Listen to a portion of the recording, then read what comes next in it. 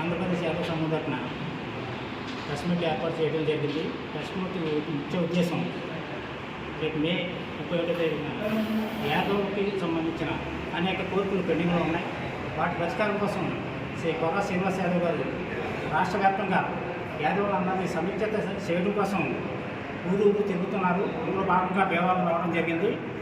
వారి ఆశయాలకు భీమవరం నుండే కాకుండా ఈ చుట్టుపక్కల విలేజ్లు అన్నింటిలో కూడా మా వంతు కృషి చేసి పెద్ద సంఖ్యలో ఆ మహాధర్నాకు తీసుకుపోతామని ఈ సందర్భంగా మేము ఈ రాష్ట్ర అధ్యక్షుడికి మా భీమవరం పట్టణం పశ్చిమ గోదావరి జిల్లా తరఫున హామీ ఇస్తున్నాం. Thank you.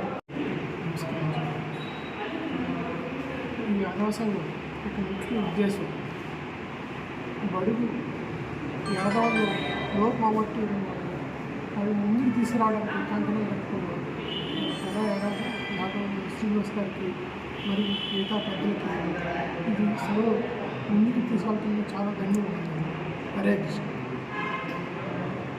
మరి ఈరోజు ఆంధ్రప్రదేశ్ యాదవ్ సంక్షేమ సంఘం వారి ఆధ్వర్యంలో పశ్చిమ గోదావరి జిల్లా భీమవరం పట్టణంలో ఏర్పాటు చేసినటువంటి ప్రెస్ మీట్కి మరి ముఖ్య అతిథిగా విచ్చేసినటువంటి రాష్ట్ర అధ్యక్షులు కొర్ర శ్రీనివాస్ యాదవ్ గారికి, మరి ఇక్కడ ఈ యొక్క ప్రెస్ మీట్ ఏర్పాటు చేసినటువంటి అప్పాజీ గారు, గద్దయ్య గారు, డాక్టర్ గారు, మిగిలిన పెద్దలందరికీ కూడా ముందుగా అభినందనలు తెలియజేసుకుంటూ, మరి యాదవుల ఐక్యత కోసం అహర్నిశలు పాటుపడుతున్నటువంటి శ్రీనివాస్ యాదవ్ గారికి మరి సంఘీభావంగా మరి కాశ్మీర్ నుంచి కన్యాకుమారి వరకు ప్రతి గ్రామంలోనూ కూడా యాదవుల ఐక్యత చాటాలనేటటువంటి ఏదైతే నినాదం ఉందో మరి ఆ నినాదాన్ని పొనుకుపుచ్చుకొని ఈ యొక్క ఆంధ్రప్రదేశ్ రాష్ట్రంలో మరి అన్ని నియోజకవర్గాల్లో, అన్ని మండలాల్లో కూడా, అన్ని గ్రామాల్లో కూడా మరి యాదవుల్ని చైతన్యపరిచి మే 31వ తారీఖున మరి మంగళగిరి రాష్ట్ర రాజధాని అయినటువంటి మంగళగిరిలో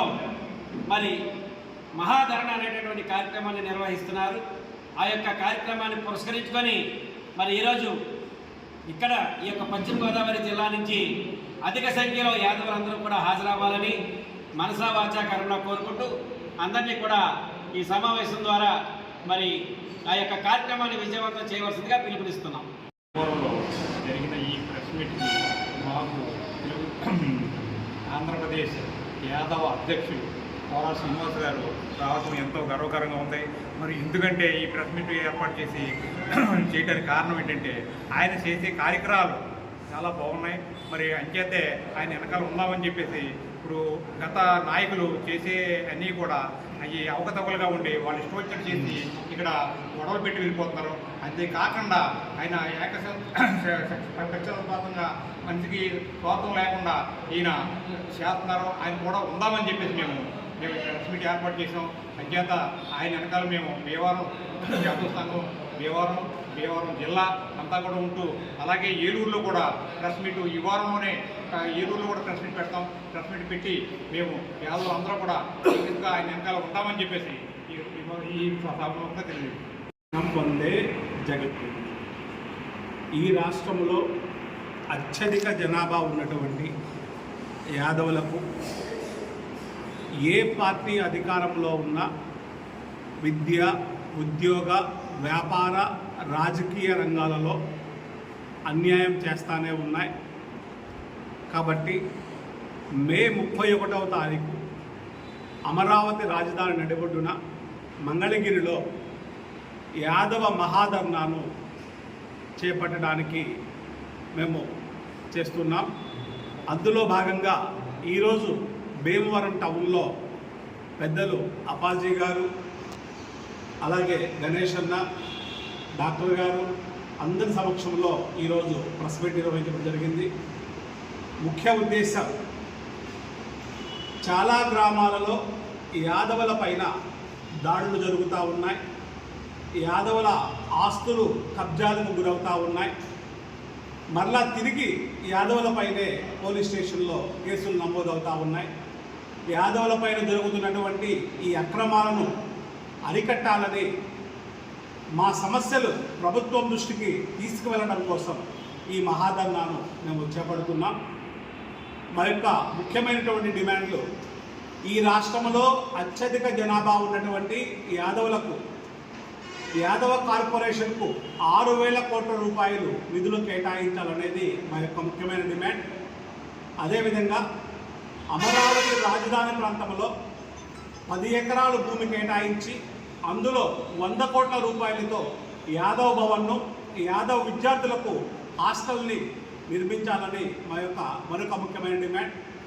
అదేవిధంగా గొర్రెల కాపర్లకు, పశువుల మీద, పాడి పరిశ్రమ మీద ఆధారపడి జీవిస్తున్నటువంటి గ్రామీణ ప్రాంతంలో ఉన్నటువంటి యాదవ జాతికి ఏ విధమైనటువంటి హామీ లేనటువంటి సబ్సిడీతో కూడినటువంటి రుణాలను బ్యాంకుల నుండి ఇప్పించాలని మా యొక్క మూడవ ముఖ్యమైనటువంటి డిమాండ్.